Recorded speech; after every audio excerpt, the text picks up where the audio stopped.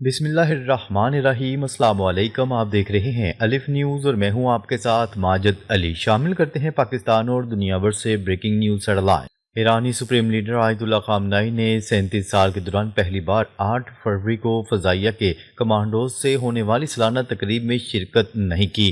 یہ تقریب 1979 میں شاہی حکومت کے خاتمے سے قبل فضائیہ کے افسران کی روح اللہ خمینی سے بیعت کی یاد میں ہر سال منعقد کی جاتی ہے۔ عرب میڈیا کی رپورٹ کے مطابق اس سال خامنہئی کی جگہ ایران کی مسلح افواج کے چیف آف اسٹاف جنرل عبد الرحمن موسوی نے فضائیہ کے کمانڈوز سے ملاقات کی۔ خامنہئی 1989 میں اقتدار سنبھالنے کے بعد ہر سال اس تقریب میں شرکت کرتے رہے ہیں، حتیٰ کہ کرونا کی وبا کے دوران بھی انہوں نے مذکورہ تقریب میں شرکت کی تھی۔ سپریم لیڈر کی غیر حاضری ایسے وقت پر سامنے آئی ہے جب امریکہ نے خطے میں اپنی فوجی موجودگی بڑھا دی ہے۔ خبر کے اگلے حصے میں بات کرتے ہیں۔ ایران کے سپریم لیڈر نے ایرانی عوام کے نام اہم پیغام جاری کر دیا۔ ایران کے سپریم لیڈر آیت اللہ خامنہئی نے ایران کی عوام کو متحد اور پرعزم رہنے کا پیغام دیا ہے۔ ایرانی سپریم لیڈر کا کہنا تھا کہ قوم کی طاقت کا تعلق میزائلوں اور طیاروں سے زیادہ قوم کے عزم اور استقامت سے ہوتا ہے۔ قوم نے استقامت دکھائی ہے اور مختلف میدانوں میں اپنے عزم کا مظاہرہ کیا ہے۔ ایک بار پھر یکجہتی و استقامت دکھائیں، دشمن کو مایوس کریں۔ خبرساں ادارے کی رپورٹ کے مطابق سپریم لیڈر کے مشیر اور ایرانی سیکیورٹی کونسل کے سربراہ علی لاریجانی آج عمان جائیں گے۔ ایران اور امریکہ کے درمیان گزشتہ ہفتے عمان میں جوہری مذاکرات ہوئے تھے۔ ایرانی حکام نے میزائل پروگرام کو مذاکرات میں شامل کرنے کی شرط کو بھی مسترد کر دیا تھا۔ خبر کے اگلے حصے میں بات کرتے ہیں۔ ہمیں ایران پر اکیلے حملہ کریں گے، اسرائیل کا امریکہ کو دو ٹوک پیغام۔ اسرائیل نے امریکہ کو خبردار کیا ہے کہ اگر ایران کا بیلسٹک میزائل پروگرام اس حد سے تجاوز کرتا ہے جسے وہ ایک حساس سیکیورٹی ڈیڈ لائن قرار دیتا ہے تو وہ یک طرفہ فوجی کارروائی کے لیے تیار ہے۔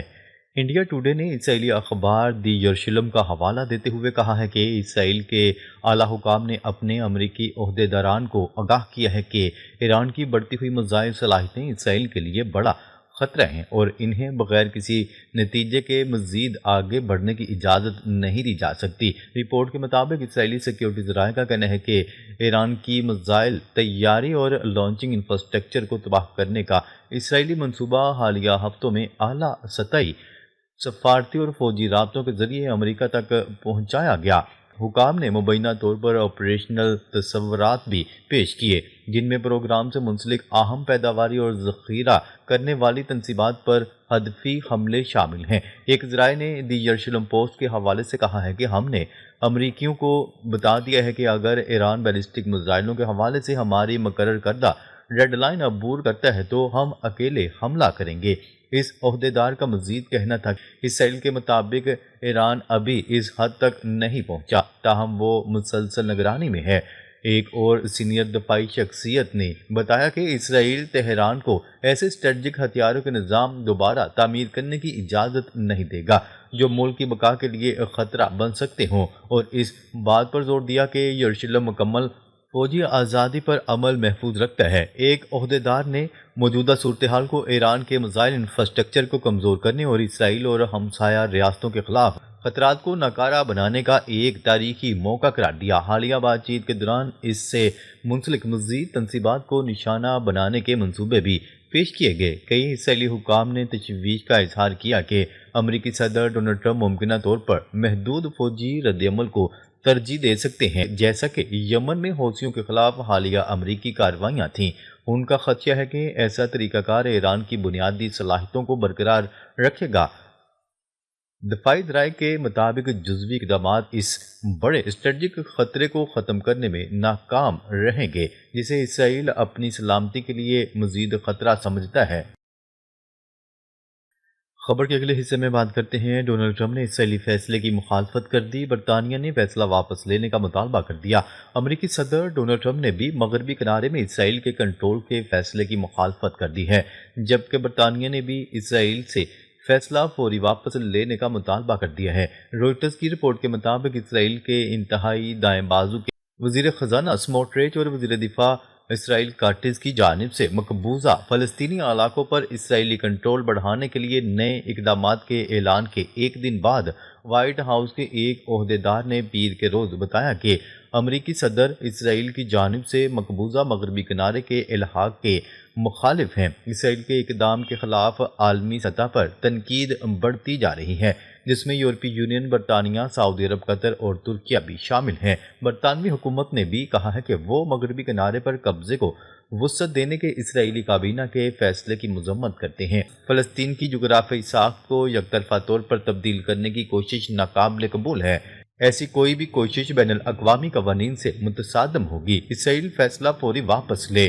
واضح ہے کہ مغربی کنارے پر اسرائیلی کنٹرول بڑھانے اور مقبوضہ فلسطینی سرزمین میں مزید غیر قانونی بستیوں کی تعمیر کی راہ ہموار کرنے کے اقدامات پر پاکستان، سعودی عرب اور مصر سمیت 8 اسلامی ممالک، یورپی یونین اور سیکریٹری جنرل اقوام متحدہ نے بھی اسرائیل کی مذمت کی ہے۔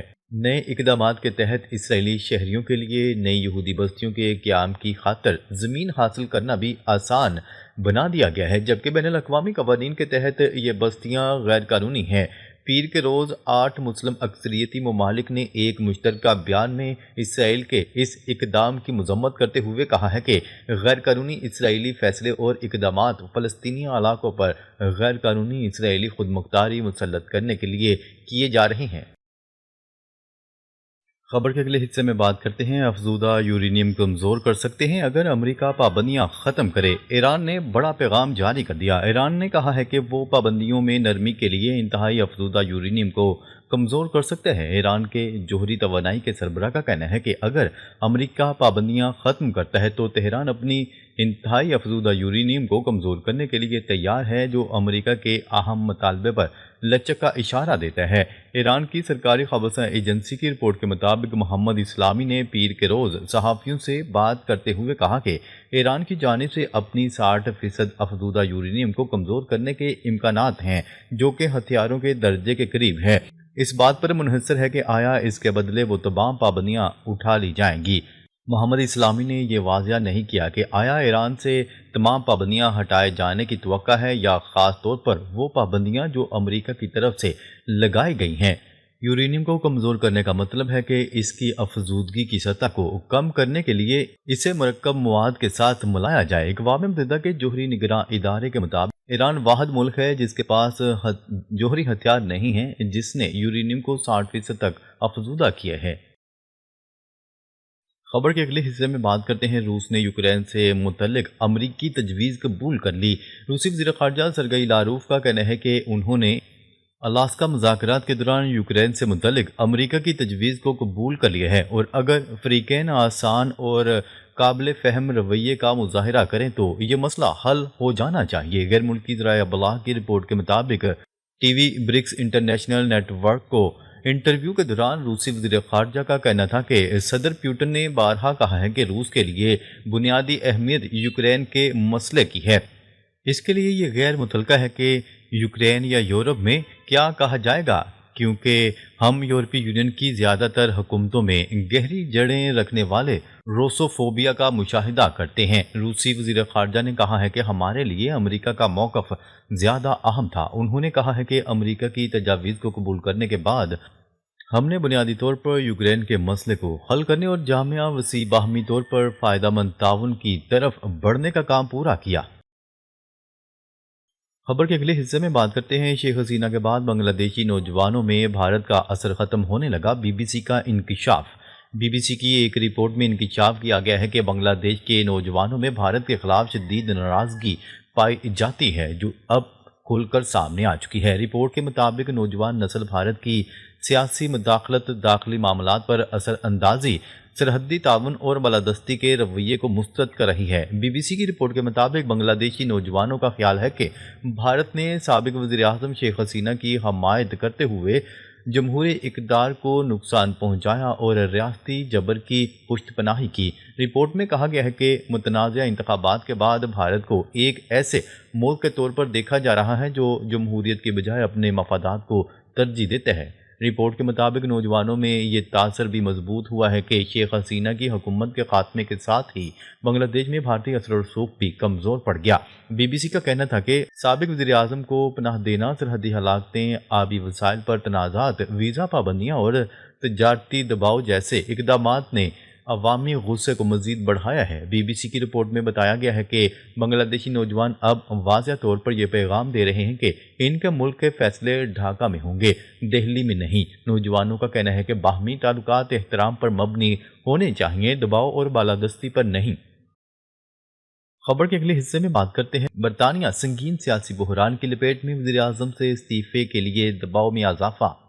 برطانیہ سنگین سیاسی بحران کی لپیٹ میں آ گیا، وزیر اعظم کیر سٹارمر سے استعفے کے لیے دباؤ میں اضافہ ہو گیا۔ امریکہ میں سابق برطانوی سفیر کے بدنام زمانہ مجرم جیفری ایپسٹین سے مبینہ تعلقات کے انکشاف نے وزیر اعظم کیر سٹارمر کی حکومت کو ہلا کر رکھ دیا۔ برطانوی میڈیا کے مطابق وزیر اعظم پر استعفے کے لیے دباؤ میں اضافہ ہو گیا۔